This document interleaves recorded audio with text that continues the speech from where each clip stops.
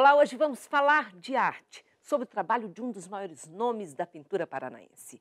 Eu recebo aqui no estúdio o único filho do pintor Guido Viaro, o advogado Constantino Viaro. Depois de ceder obras do pai para o poder público, ele se irritou com a forma como o acervo vinha sendo cuidado, ou descuidado, melhor falar assim, né, Constantino? E resolveu montar um museu por conta própria. E essa é só uma das histórias de Constantino Viaro, que teve uma vida inteira marcada pelo legado do pai. Aliás, que legado, hein? Deve ter sido muito bom uma vida com esse legado. Constantino, como é que foi? Foi um período assim muito alegre, a convivência com meu pai, porque ele era uma pessoa dura, mas muito acessível e alegre e muito feliz assim com o trabalho que ele exercia, porque ele sempre quis ser artista. A família dele na Itália queria que ele fosse médico. Chegou a pôr num curso especial, ele fugiu e acabou sendo artista por natureza mesmo, porque tinha um tio que era um escultor famoso na Itália e mandou um quadrinho dele quando ele tinha 15 anos para uma exposição em Veneza e ganhou um prêmio.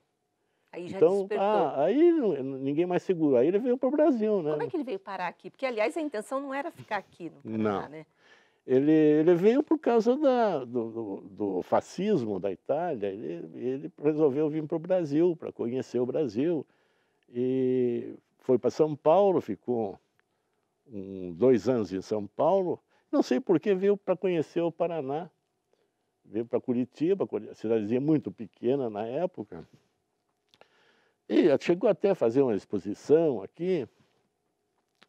E já tinha comprado a passagem para ir para o México. Quando viu minha mãe na rua, vendeu a ter um amor passagem, nessa história. vendeu a passagem, mandou tudo em flores para ela. Olha que E lindo. casou e ficou até morrer, sem sair daqui. O máximo que ele foi São Paulo, Rio, e assim foi a vida dele. Agora, Constantino, a gente fala sobre esse grande nome, né, da nossa pintura. E eu fico imaginando como devia ser a vida naquela época. Porque se hoje a vida já não é fácil para a grande maioria dos artistas, imagina naquela época. A vida era muito difícil e a sobrevivência era difícil.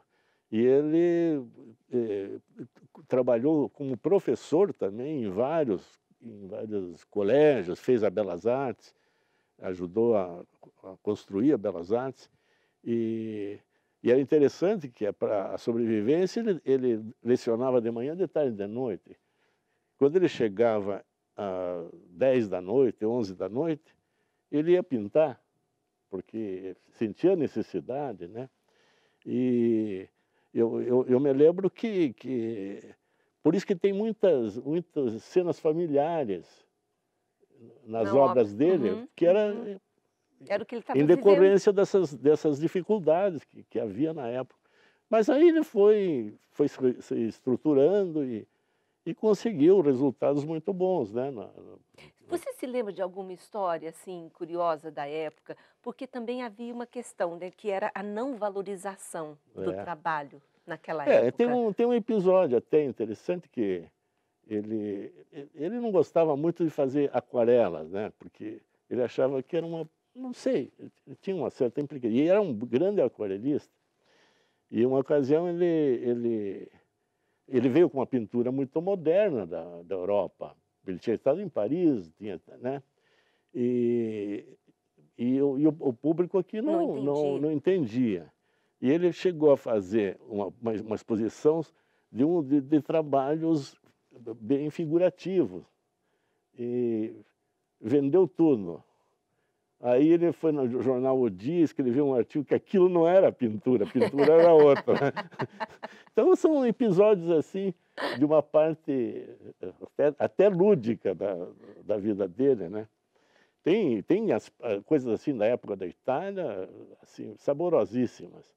Ele morava em Badia Polese, na cidade onde ele nasceu. Os pais eram agricultores, né? E a propriedade deles era assim uns 5 quilômetros do centro.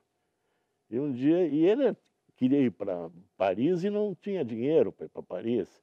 E não conseguia ir, ia para Veneza, Florença, Roma. Mas para Paris era mais difícil.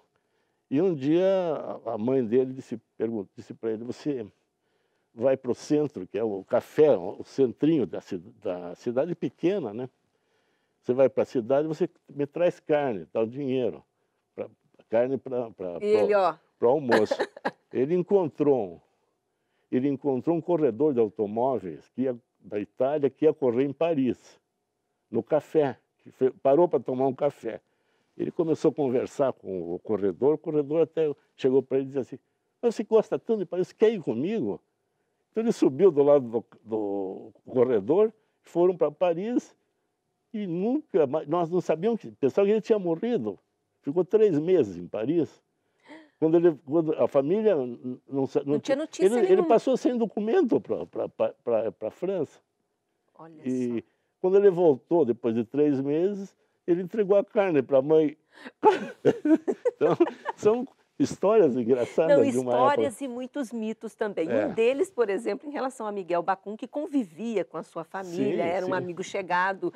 É. E algumas coisas que muito se fala e que não tem nada a ver com o que ele vivia na época. Ele fez Constantino? um retrato do Bacum que está no museu, que é uma das melhores obras do meu pai, que chama-se Homem Sem Rumo, o título do quadro.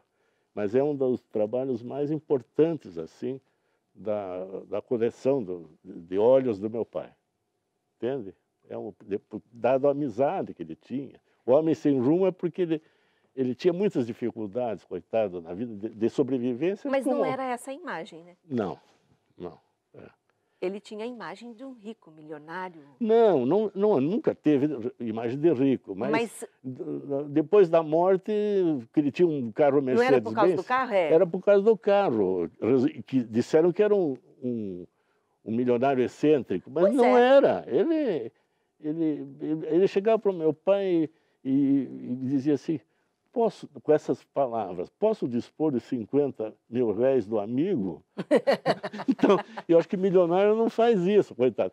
Mas era uma grande pessoa, um bom artista, um maravilhoso artista, o Bacum, que nunca conseguiu assim, ter aquela explosão de importância na época que merecia. Que merecia. É. Bom, nós vamos fazer um breve intervalo comercial, daqui a pouquinho voltamos falando um pouco mais sobre a vida de Constantino, que também foi movimentadíssima, sempre voltada para a cultura, e eu já vou antecipar aqui, se algum dia ele pensou também em ser pintor, mas ele vai responder depois do intervalo comercial. Até já.